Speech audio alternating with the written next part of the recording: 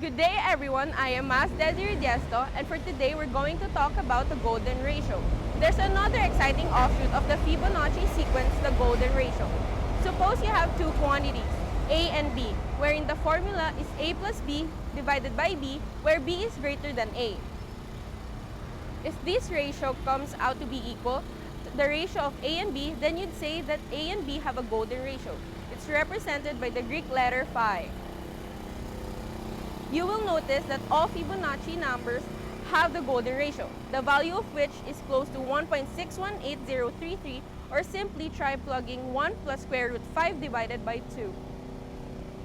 To demonstrate this, try dividing two Fibonacci numbers, and the answer to that is close to the golden ratio, which is 1.618. For example, 144 divided by 89 is 1.6179 or 1.618.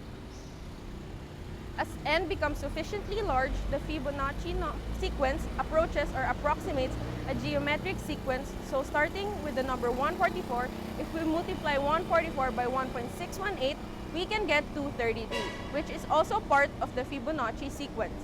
And then if you take 233 multiplied by 1.618, you can get the next number. This would be 376.994, which rounds to 377.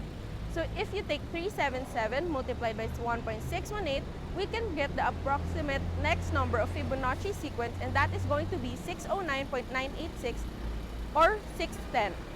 And you can confirm that if you add the previous two numbers, 233 plus 377, it gives you 610 to that golden ratio. So that golden ratio helps us to get the next term in the sequence. Now you can also go backwards. If you take 233 and multiply by 0.618, it will give you 144. You'll get 143.994. Likewise, if you take 144 multiplied by 0.618, it will give you approximately the previous term when n is very large.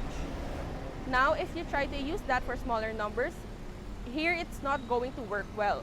So when n, let's say, greater than 12, then you could use the golden ratio to approximate the next term in the sequence.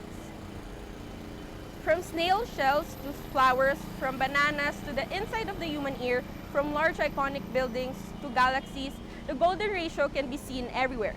This is probably why it's also known as the divine proportion.